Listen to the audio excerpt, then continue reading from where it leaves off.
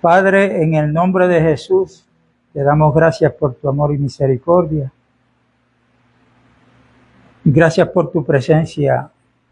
Te pido que sea glorificado en esta reunión con cada vida. Los hermanos que no están presentes, Padre de la gloria, que estén bajo tu cuidado, es lo que te pedimos. Porque el amor tuyo excede a todo conocimiento. Padre Santo, gracias por la palabra que nos estás dando.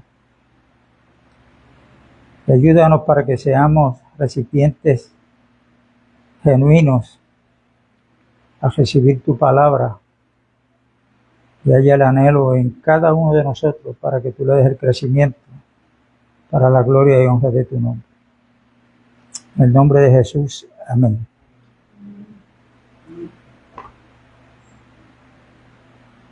El domingo pasado citamos al Salmo 127, donde ese salmo comienza diciendo: si Jehová no edifica la casa, en vano trabajan los que la edifican. Si Jehová no cuida la ciudad, en vano vela la guardia.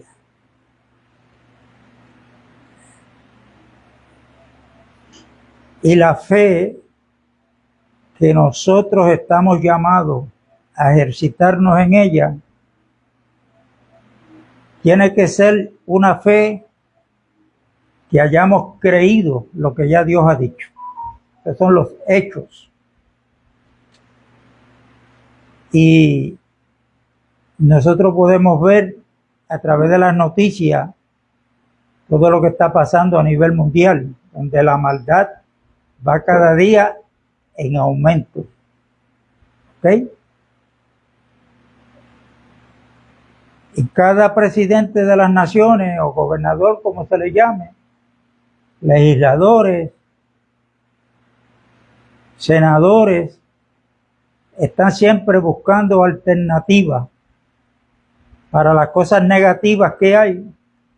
Y lo de ellos, pues, no ver las leyes que ya están establecidas, sino presentando nuevos proyectos de leyes, pero que vemos que cada vez que hacen eso, la maldad sigue en aumento. ¿Y por qué? Uno tiene que preguntarse como creyente. Tenemos que tener la respuesta. ¿Cuándo ellos cuentan con Dios? Nunca. Y yo creo que aquellos pastores que tienen la oportunidad de llegar a los políticos de este país, de Puerto Rico, deben aconsejar a los políticos que se lean el libro de Jonás. Nínive era un pueblo rebelde, la maldad, la idolatría, pero Dios, que es grande en misericordia, le envió un mensaje a través de Jonás. Y el primero que se arrepintió y dio la orden de entrar en ayuno y en silicio fue el rey de esa ciudad. Y Dios le dio un término de tiempo. Si no se arrepentían, pues les iba a destruir la ciudad con todos los habitantes. Pero el primero que escuchó ese mensaje y le creyó a Dios a través de Jonás fue el rey de Nínive. Entonces el castigo que venía para esa ciudad, pues Dios no lo envió. Hablando de Jerusalén, Jesucristo dijo que más tolerable iba a ser el castigo de Nínive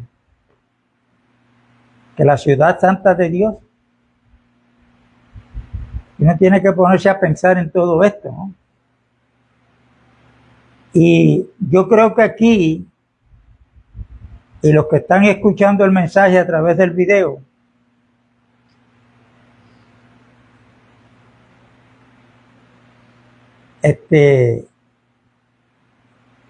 no tenemos ninguna duda en que nosotros no estamos aquí en el planeta Tierra para piedra. O sea, va a llegar un día que no sabemos el día, la hora, cuándo, dónde y cómo.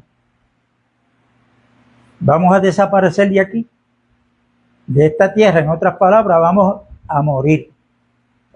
Eso nadie puede tener duda de eso. La pregunta que tenemos que hacernos y meditar en eso es: ¿y qué hay después de la muerte? ¿Para dónde yo voy?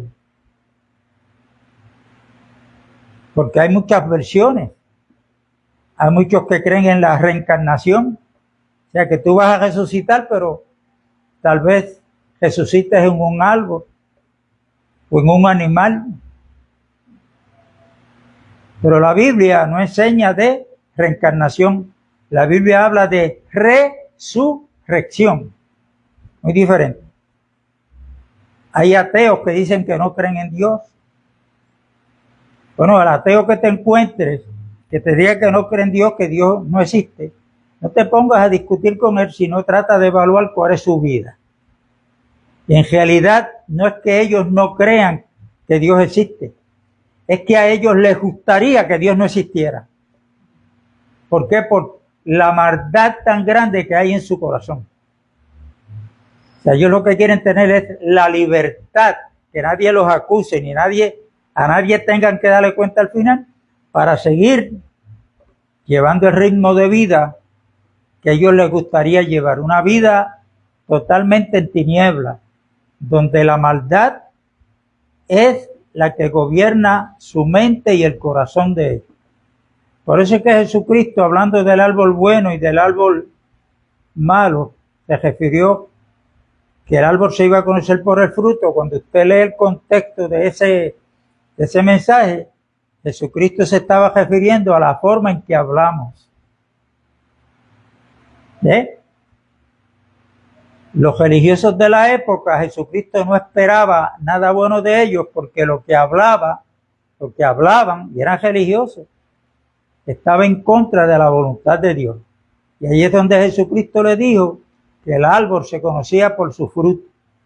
O sea, usted quiere ver a una persona que verdaderamente ha cogido en serio lo que es el Evangelio, pues esto es fácil. ¿Qué por ciento de la conversación de esta persona, sea hombre o mujer, se dedica más a hablar del Señor o a hablar de las cosas de este mundo? Eso es una forma de conocer. Claro, tenemos que tener cuidado porque hay un crecimiento espiritual. Nosotros empezamos a hacer aquí como cuando uno nace del vientre de la madre. Bueno, pues no nos podían exigir que habláramos. Nacimos, pero ni nos dimos cuenta, ni sabíamos que habíamos nacido. Desconocimiento total de lo que había en el mundo. Y así es todo aquel que se convierte a Cristo, viene como un niño. Por eso Cristo lo dijo: el que no sea como un niño, pues no puede, y no va a ver el reino de los cielos. Y la ventaja de un niño, aunque hay niños traviesos, pero se dejan enseñar. Los adultos están llamados a enseñarlos, máxime los padres. Los van enseñando poco a poco, y hasta que llega a la edad de enviarlos a la escuela, que no creemos, y hasta le hacemos ver en la forma que le hablamos que el joven que no estudie en el futuro no va a hacer nada en este mundo. Pero ¿qué pasa? Que cuando siguen estudiando y llegan a la universidad, ¿qué es lo que le enseñan? Lo que le enseñan es únicamente aquella carrera que ellos quieren desarrollar para en el mañana fungir como abogado, como médico, etcétera, etcétera, etcétera. O ahí le enseñan a no creer en este libro que le llamamos la Biblia. Y cuando usted viene a ver, tenemos lo que el mismo Señor Jesús dijo: una generación de víboras. Y usted sabe que la víbora está relacionada ¿con quién? Con Satanás. Entonces, Satanás está cautivando cada día las mentes de los jóvenes, la mente de aquellos que no se congregan, que no buscan, no creen. Pero entonces no se congregan, pero cuando usted habla, no, yo creo que Jesucristo es el Hijo de Dios. No, yo creo que Él murió por mí. Pero desconocen lo que es la iglesia, desconocen lo que es el nuevo nacimiento. Y cuando usted lo ve, están enredados en los afanes de este siglo. Y Jesucristo, tenemos que entender de una vez y para siempre que cuando Él vino, Él trajo lo que bien claro lo dice la Biblia, el reino de los cielos. El evangelio del reino de los cielos. Si usted lee el último capítulo del libro de los Hechos, usted va a ver que en ese último capítulo, hablando del apóstol Pablo, dice que estuvo 2 años consecutivos en un apartamento alquilado que él mismo lo pagaba, y todos los días, no los domingos nada más, todos los días se dedicaba a enseñarle a aquellos que venían a escucharle lo referente al reino de los cielos. Porque aquí se celebran elecciones de cada 4 años, en Estados Unidos, en diferentes países. Pero siempre los hombres van a elegir hombres que no cuentan con Dios para nada. La iglesia todavía está en el planeta Tierra porque tiene una misión de parte del dueño de la iglesia, que es Cristo, y es predicar el evangelio. Y aquel que cree en el evangelio y se convierte a Cristo, tiene que entender algo bien claro. Pablo se lo dijo a los colosenses, que Dios le ha dado la preeminencia a Cristo en todas las cosas. En todas las cosas. Mateo capítulo 6, cuando Él nos advierte que no nos afanemos por lo que hemos de comer o por lo que hemos de vestir, que no nos preocupemos por el día de mañana. El día de mañana va a traer su propio afán, dice Él. ¿Cuál es el consejo de Jesucristo? Busquen del reino de los cielos primero, que todas las demás cosas vendrán por añadidura.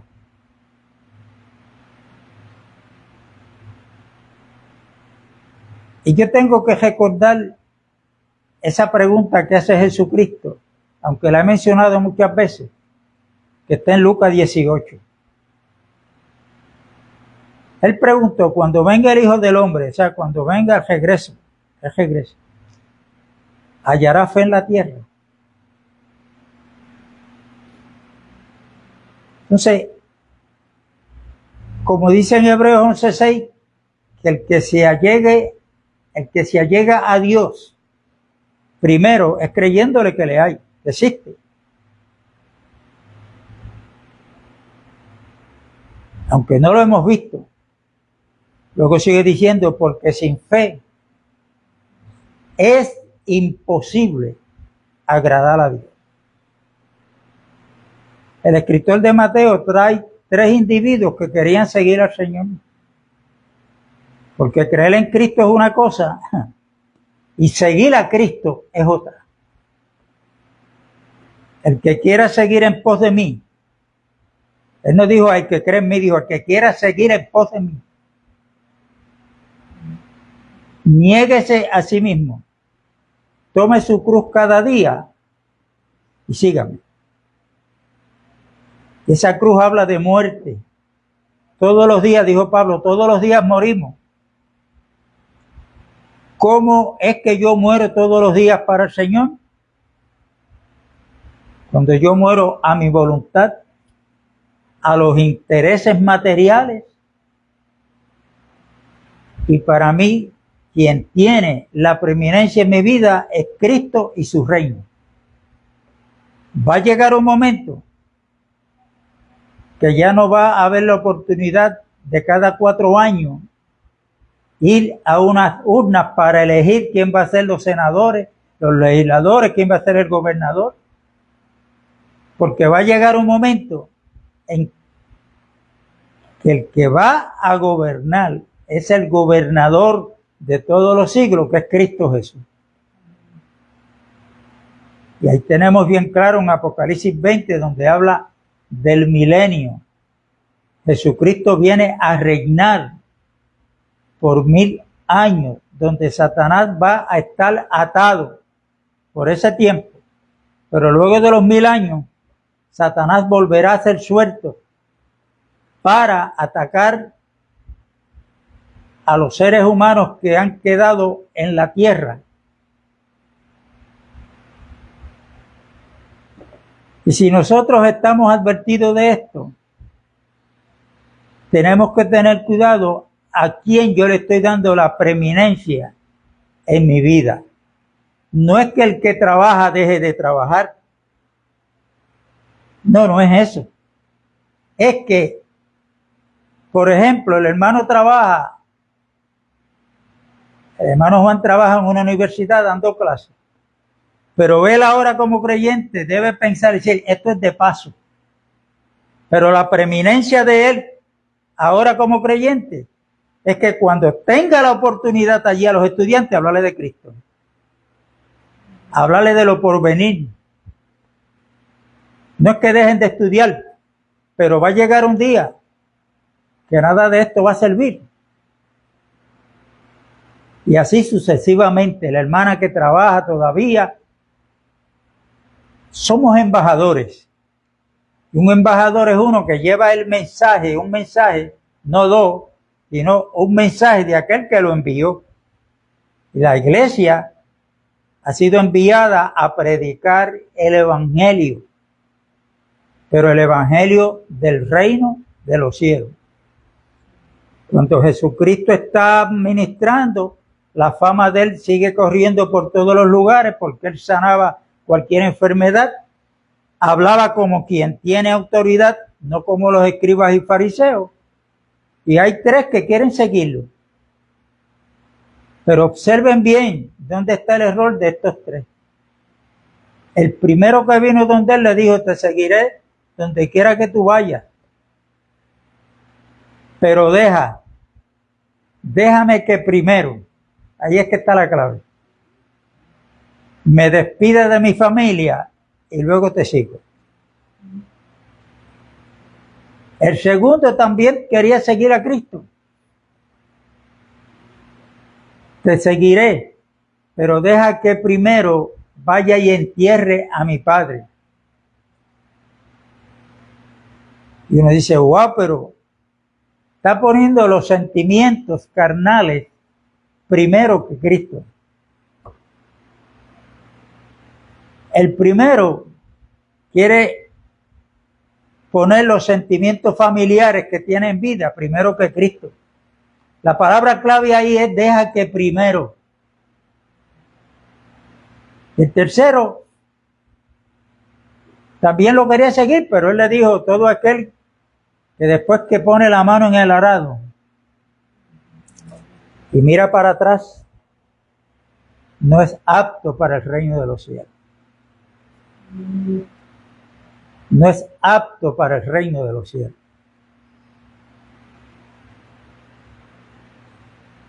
Y puede ser que en un momento de emociones que dominaron mi ser, oí unos cánticos que estaban preciosos, que tocaron mi espíritu, me hicieron hasta llorar. Y cuando hicieron el llamado, yo pasé al frente. Pero de ahí en adelante, ¿qué es lo que tiene prioridad en nuestra vida?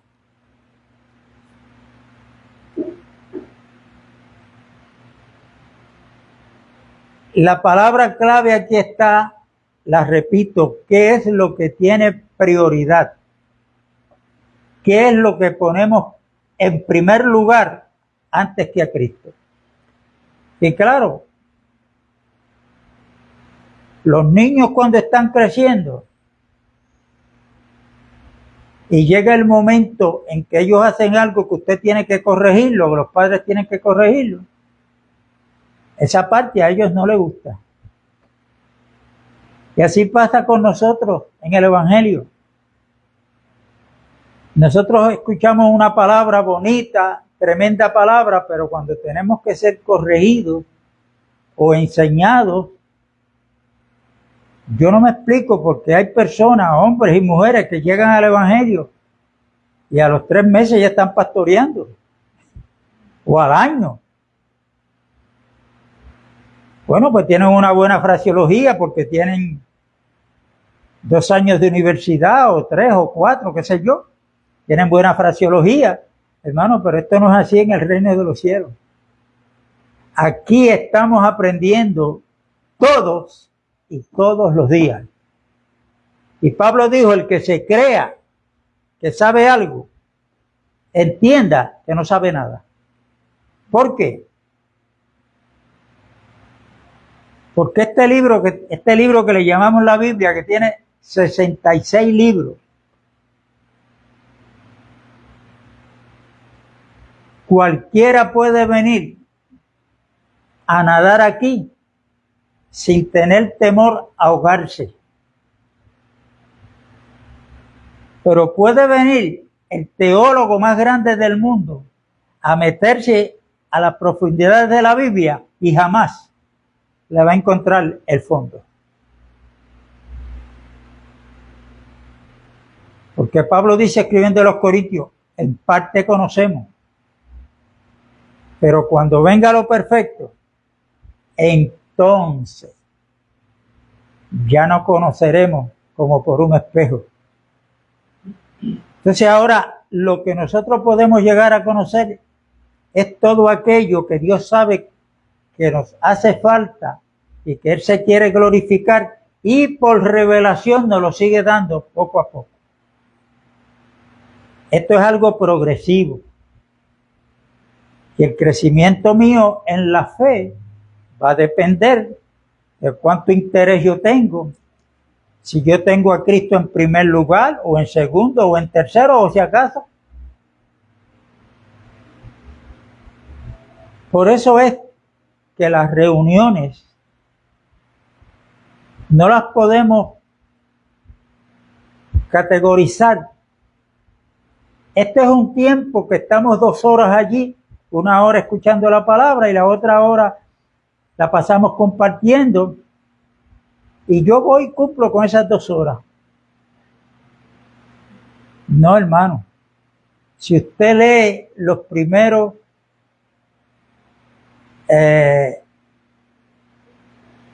capítulos, los primeros 3 capítulos de Apocalipsis, donde ahí usted va a encontrar los mensajes que el Señor le envía a cada una de esas 7 iglesias. ¿Dónde estaba el Señor? ¿Dónde estaba el Señor? Dice que se paseaba en medio de los candeleros. Cuando él dio la interpretación, el ángel le da la interpretación a Juan, dice que los candeleros, los 7 candeleros, tipificaban a las 7 iglesias. Y el dueño de la iglesia, que es Cristo, dice que se paseaba en medio de cada candelero. Él la está inspeccionando, Él sabe lo que le hacía falta a aquellas iglesias y Él sabe lo que nos hace falta a nosotros en el día de hoy. Él sabe de qué tenemos que ser corregidos, como aquellos en el día de hoy a nosotros. No lo vemos, pero tenemos que creer lo que todavía Él se pasea en medio nuestro y sabe de qué estamos falta. Y Él lo que no quiere es que caigamos en la iglesia de la Odisea, es la última, que es el tiempo que estamos viviendo. ¿Me entiendes? Por eso, es como ya Dios nos había dado una palabra, lo de Saulo de Tarso, ¿por qué Cristo le dijo, por qué me persigue? Pero si Saulo no estaba persiguiendo al Señor, ¿a quién era? Era a los que invocaban el nombre del Señor. Pero Pablo desconocía que la iglesia conforma en el cuerpo de Cristo. O sea que cada vez que Saulo perseguía a un creyente, estaba persiguiendo a Cristo. Porque somos miembros de su cuerpo. Somos parte de Cristo y Cristo es parte de nosotros. Esto hay que entenderlo, hermano.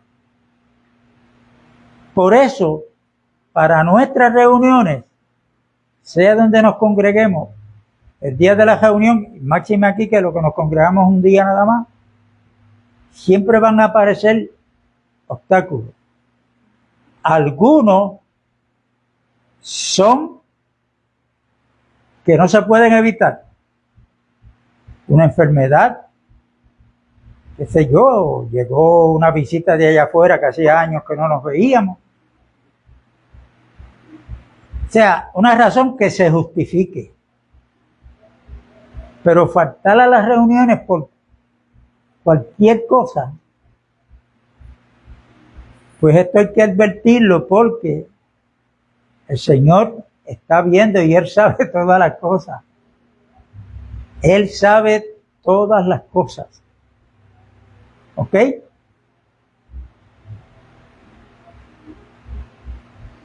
La palabra manda a edificarnos los unos a los otros.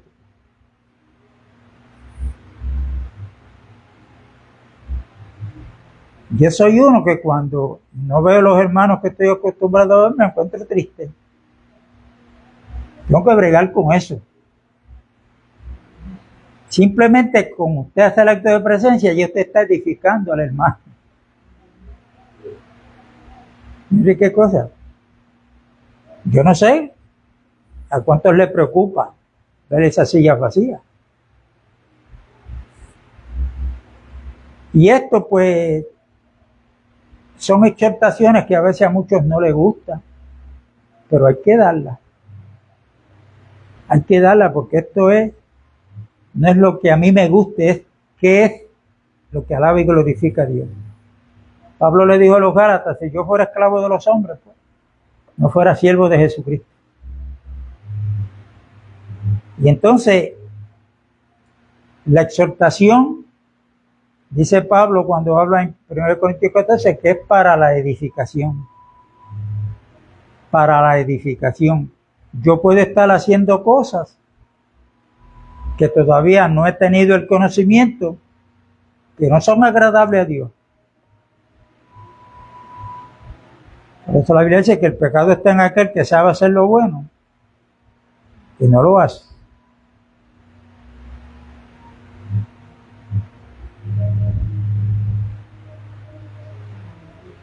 Y nosotros estamos llamados, como le dijo Pablo a los Corintios, examinaos a vosotros mismos si estáis en la fe. Entonces, tantas cosas que están sucediendo a nuestra vista, a nuestro conocimiento, cosas del mundo. Cómo se ha manifestado la idolatría a un joven llamado Benito.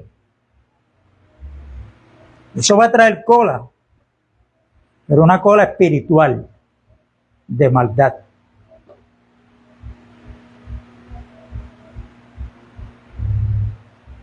Como ese joven tiene ese poder de convocatoria, no solamente convocar con su presencia en el Coliseo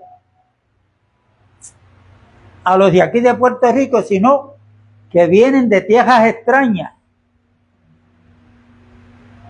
muchos con sus hijos, Eso es una idolatría ante nuestra vista.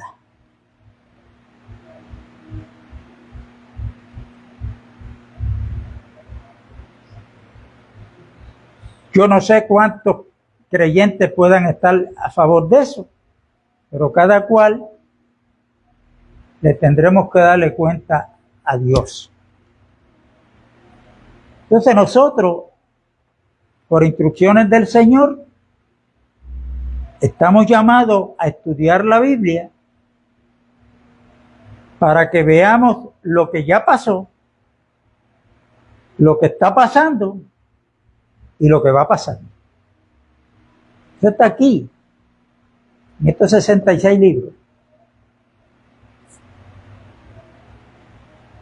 Hay muchos pastores, evangelistas, que lo que usted escucha por los labios de ellos es que están pendientes cuando tiran una bomba allá o un cohete en Israel,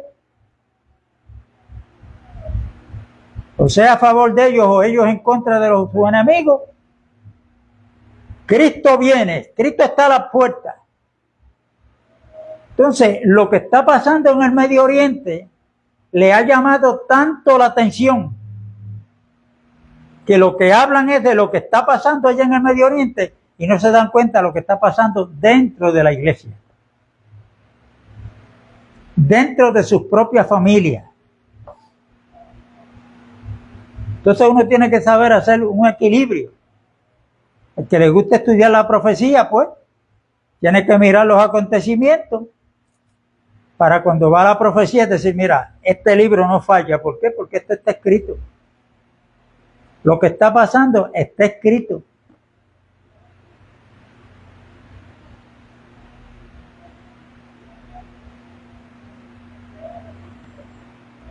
Y nosotros éramos personas que estábamos bajo condenación, éramos hijos de ira, igual que los demás, como dice en Efesios 2. Pero Dios, que es grande en misericordia, por su gran amor que nos amó, nos dio vida juntamente con Cristo. Y eso que nos dio vida juntamente con Cristo, lea con cuidado, porque eso fue antes de que usted levantara la mano, hiciera una supuesta profesión de fe. Porque se ha distorsionado, yo le he dicho y lo voy a estar repitiendo.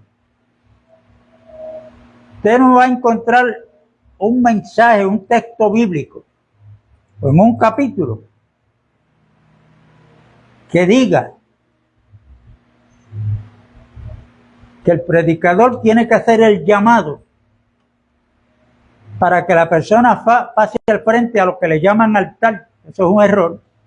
Que levante la mano derecha y repita una oración que usted va a escuchar. El mensaje que hay en el Evangelio del Reino de los Cielos, que comenzó con Juan el Bautista, es arrepentidos porque el reino de los cielos se ha acercado. Lo dijo Juan, siguió Cristo, siguió Pedro, y Pablo en el capítulo 17 del libro de los Hechos dice que Dios manda, es una orden, a todos los hombres en todo lugar a que se arrepientan. Y arrepentirse quiere decir cambiar de mente.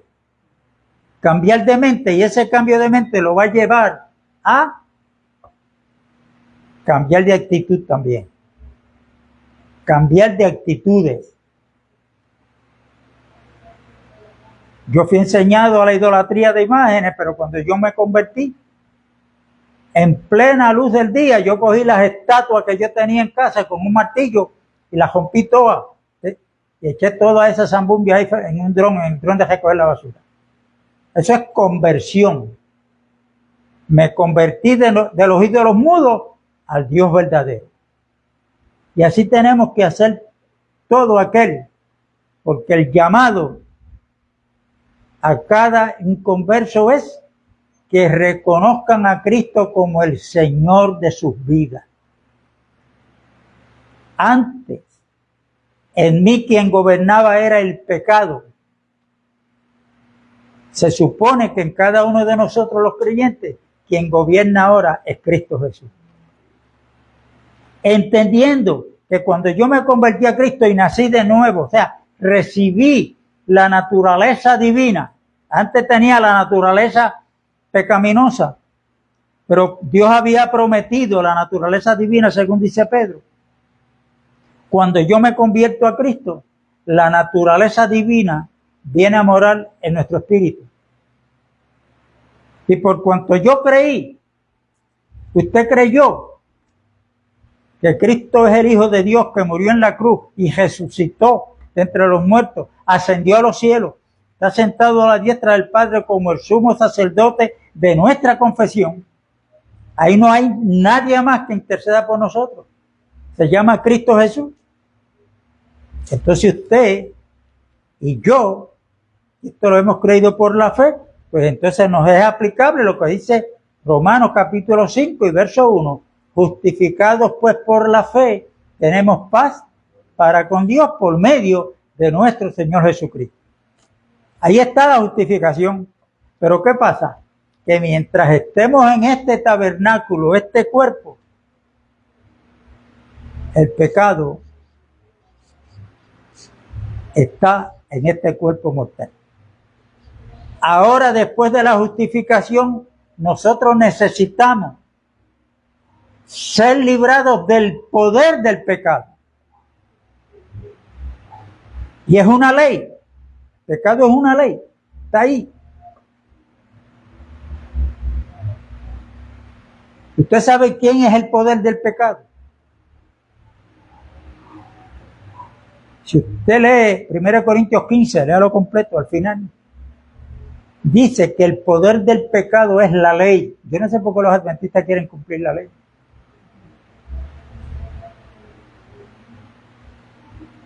Mire lo que es la ley. Yo vengo y pinto esa pared. Antes que ustedes llegaran, vine y pinté esa pared de azul. Pero que como yo sé que ustedes venían para acá, puse un letrero ahí que dice, ojo, no toque.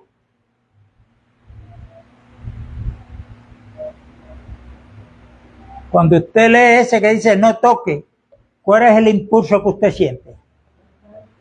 Tocar. ¿Quién lo llevó a tener ese impulso? El mandamiento que estaba ahí, la orden que dice no toque. Recién pintado, pero usted quiere tocar para ver si es verdad. Por eso es que Pablo dice que el poder del pecado es la ley. Entonces, ¿qué pasa? Nosotros tenemos que ser librados del poder del pecado ahora. ¿Qué hace Dios? Pues Dios nos da una ley que es superior a la ley del pecado. Eso está en Romanos capítulo 8, cuando Pablo dijo, ¿quién me librará de este cuerpo de muerte? Gracias doy a Dios por Jesucristo, Señor nuestro. Y aquí viene el verso 2. Porque la ley del Espíritu de vida en Cristo Jesús me ha librado de la ley del pecado y de la muerte. Y esto tiene que estar en nuestra mente, en nuestra conciencia, en nuestro espíritu, de que usted no va a vencer el pecado por su propia fuerza, ni yo ni nadie. Pero tenemos que darle gracias a Dios por la ley que Él ha puesto en nosotros, que es superior a la ley del pecado. Y es la ley del Espíritu de vida en Cristo Jesús, que me ha librado de la ley del pecado y de la muerte. Ahora, falta la última etapa, que es que tenemos que ser librados de la presencia del pecado. ¿Y cuándo va a ser eso?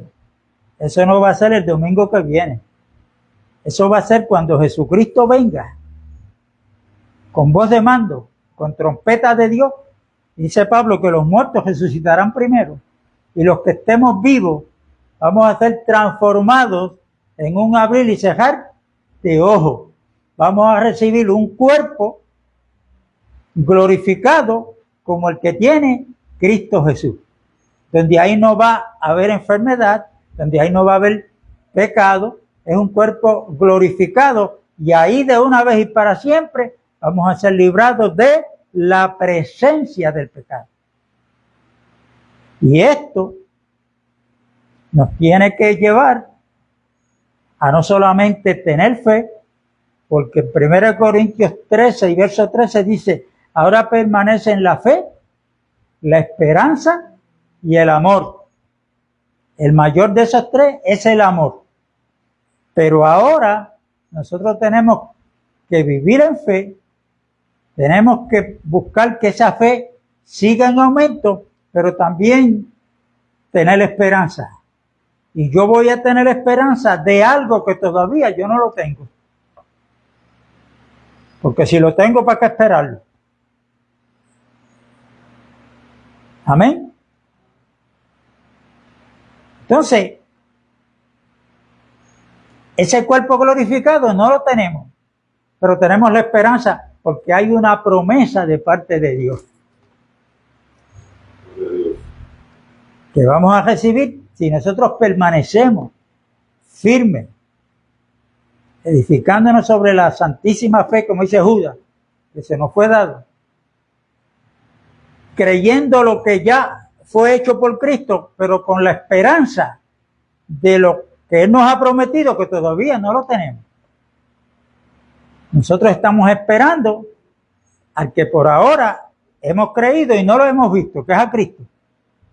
Pero tenemos la esperanza de que lo vamos a ver. Como dice Juan en su primera epístola, el que tiene esta esperanza en Él se purifica a sí mismo como Él es puro. Entonces le vamos a ver. Vamos a ser tal y como Él es, porque lo vamos a ver cara a cara.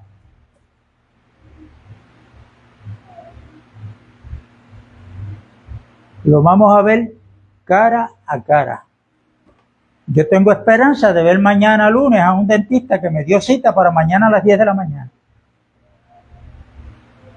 Tengo esperanza porque yo todavía no he ido, no he llegado el día de mañana. Pero eso es una esperanza temporera de cosas materiales, de cosas terrenales.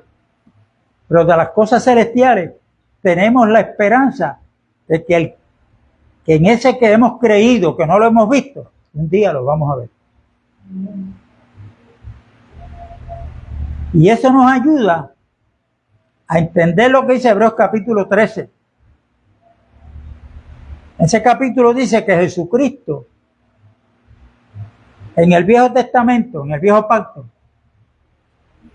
cuando hacían el sacrificio de los animales, lo único que podía entrar al lugar santísimo era el sumo sacerdote una vez al año con la sangre que derramaba ese animal ahí. Pero ¿qué hacían con la carne de ese animal? Dice en Hebreos 13 que era quemada fuera del campamento. Fuera del campamento. El campamento lo que habla es del pueblo de Dios, en este caso de los judíos, que tenían el templo para ir a adorar a Dios y hacer los sacrificios. Dice, por eso Cristo murió fuera de la puerta. ¿De qué puerta? De la puerta de la ciudad de Jerusalén. Recuerden que Jerusalén estaba rodeada de unos muros altísimos y grandes. De hecho, ahí vivía gente en esos muros. Jesucristo no murió dentro de la ciudad. Murió fuera del campamento para poder santificar al pueblo. Eso lo dice Hebreo, léelo. Entonces el escritor de los Hebreos dice, salgamos a él fuera del campamento para llevar su vituperio.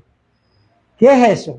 Nosotros estamos reunidos aquí porque el campamento hablaba del pueblo de Dios que estaba reunido. Vamos a salir fuera a llevar su vituperio, porque no crea que cuando usted le hable de Cristo a una persona allá, que lo que le gusta son los placeres de este mundo, no crea que lo va a aplaudir. Tenemos que estar dispuestos a padecer por causa de la verdad. ¿Entiende? Por causa de la verdad. Entonces nosotros tenemos que prepararnos aquí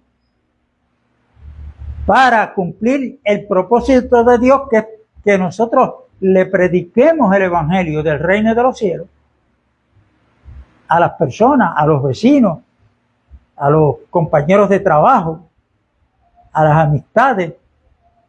Ellos les va a parecer, como dice Pedro, cosa extraña, que no siguen, que no seguimos la misma costumbre que ellos están siguiendo. Ahí te van a poner ya. Te convertiste a las religiones, le estás dando el diezmo al pastor. Eso está a flor de labio de muchos inconversos. Usted esté preparado para decirle, mira, donde yo me congrego ni de ofrenda hablan, ni de ofrenda, menos de diezmo. ¿Por qué? Porque no queremos mirar para atrás, porque Cristo lo dijo, el que pone la mano en el arado, que es Cristo, y mira para atrás, yo no puedo traerle cosas a ustedes del viejo pacto para establecerlos en el nuevo.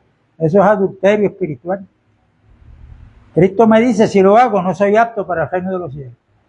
Nosotros estamos bajo el nuevo pacto, que es el pacto del espíritu, no de la letra, porque la letra mata, mas el espíritu vivifica. Y eso pues muchos no lo entienden, aún evangélicos no lo entienden. Y ustedes saben la visión que hay distorsionada de lo que es la iglesia, la casa de Dios, el templo de Dios. Entonces ahora nosotros pues podemos estar o no podemos estar, estamos lamentándonos, como yo le dije a Elisa esta mañana. Yo tenía un desánimo en el cuerpo, sin fuerza. El cuerpo lo que me pidiera estar en la cama. Y me tomé 2 pastillas, era una, me tomé 2 de unas vitaminas que compré. Y a medida que van pasando los días, las semanas y los meses, pues nos miramos en el espejo, notamos que nuestro rostro está cambiando. El cuerpo nos está diciendo que vamos en decadencia. Y no quisiéramos. Quisiéramos estar como en los 20, donde yo tenía 20 años. Pero ya no es así. Pero tengo la esperanza de que en el futuro yo voy a estar mucho mejor que cuando tenía los 20 años. Porque aquellos 20 años que yo tenía, 18, eran temporeros, era para esta vida. Pero el Señor me ha prometido una vida eterna con un cuerpo glorificado, donde no va a haber más llanto, más dolor, más enfermedades. Entonces eso tenemos que verlo, creerlo y esperarlo. Y esperarlo. Si usted espera que lo que está pasando en el mundo va a mejorar, usted está dejando el blanco. Esto cada día se va a poner peor. Se va a poner peor. Entonces, Dios quiere un pueblo, hombres y mujeres, que en medio de la oscuridad en el cual está este mundo, seamos la luz, donde mejor alumbra una luz es cuando hay tinieblas. Es cuando hay tinieblas. Entonces, ahí es que nosotros, mientras más caos hay en el mundo, hay alguien aquí que tiene que alumbrar. ¿Y quién es? Pues la iglesia, como cuerpo y como creyentes individuales, donde quiera que estemos, donde quiera que vamos. ¿Entiendes? Y el apóstol Pablo Voy a leer esta escritura que hemos hablado de ella, pero Pablo habla del Evangelio del Reino, él lo considera como un tesoro. Y aquí en el verso 4 de 2 Corintios, verso 7 dice, pero tenemos este tesoro en vasos de barro para que la excelencia del poder sea de Dios y no de nosotros. Que estamos atribulados en todo, mas no angustiados, en apuro, mas no desesperados, perseguidos, mas no desamparados, derribados, pero no destruidos. Recuerden que esas son las experiencias de un apóstol, que él las pasó. Que hoy hay creyentes que le da un catajo y nos asustamos. Aquí se vive en un status quo en cuanto a la política se refiere, que es una democracia. Aquí hay libertad de culto. Pero ellos estaban bajo un imperio que estaba en contra de Cristo y de la iglesia, que era el imperio romano. Y estos primeros apóstoles murieron, no porque le dio catajo, no porque le dio una enfermedad, porque los mataron. El primer mártir fue Esteban. Y para poder recibir lo que recibió Esteban, esas pedradas que le daban, después pedirle a Dios perdón por aquello que le estaban causando la muerte. Hermano, esto en la carne no se puede. Tiene que ser un hombre que esté lleno, pero lleno por completo del Espíritu Santo. En nuestra carne no podemos. En la carne el apóstol Pedro le dijo a Cristo, muchacho, yo estoy dispuesto a dar mi vida por ti. ¿Qué le dijo Cristo? Pedro, no va a cantar el gallo 3 veces cuando ya tú me hayas negado 3 veces. ¿Pasó o no pasó? En la carne podemos decir muchas cosas, darnos brillo, yo esto. No, yo nada. Esto es, si el que está en mí me fortalece, bueno, y está en mí y me tiene para pasar ese trago amargo, él estará conmigo para yo poderlo pasar. Pero en mi propia fuerza, no nos demos brillo, hermano. No nos demos brillo.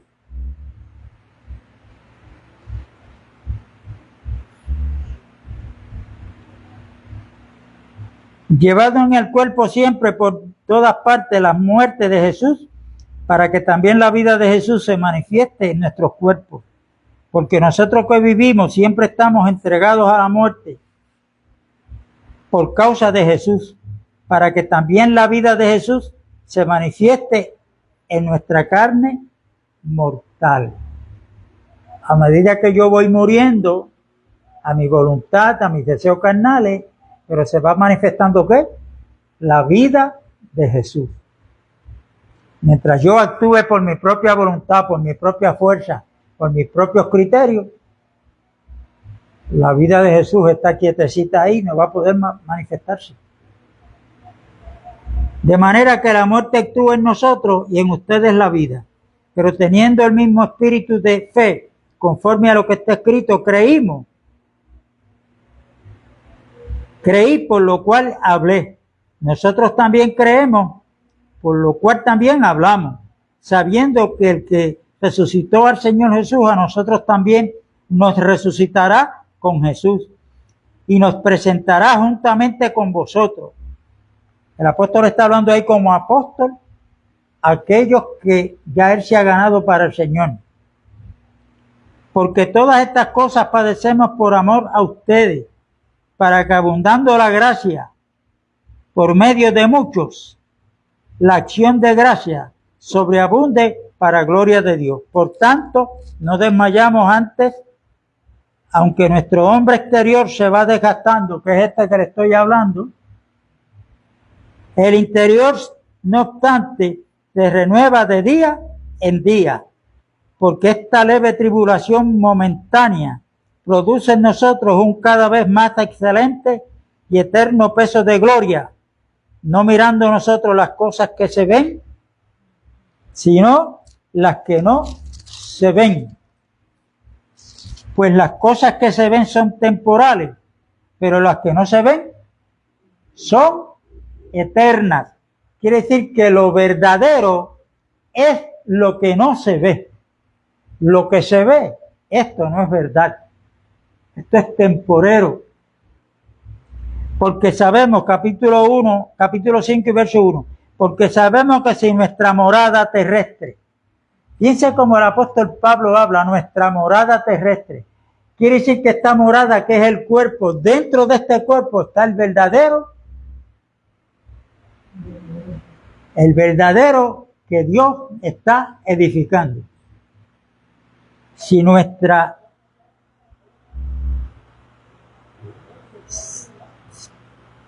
Porque sabemos que si nuestra morada terrestre, este tabernáculo, se deshiciere, tenemos de Dios un edificio, una casa no hecha de manos, eterna en los cielos. Y por esto también gemimos, deseando ser revestidos de aquella nuestra habitación celestial, pues así seremos hallados vestidos y no desnudados.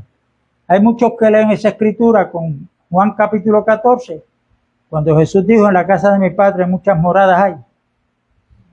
Pues muchos creen que son apartamentos de oro que Dios nos va a tener. Y esa morada que el Señor tiene preparada para cada uno de nosotros, van a ser nuestros cuerpos glorificados como el que tiene Cristo. Vamos a ser desvestidos de este cuerpo mortal terrenal para ser vestidos. Esa va a ser nuestra morada eterna que Dios tiene reservada y que el Señor la ganó para cada uno de nosotros.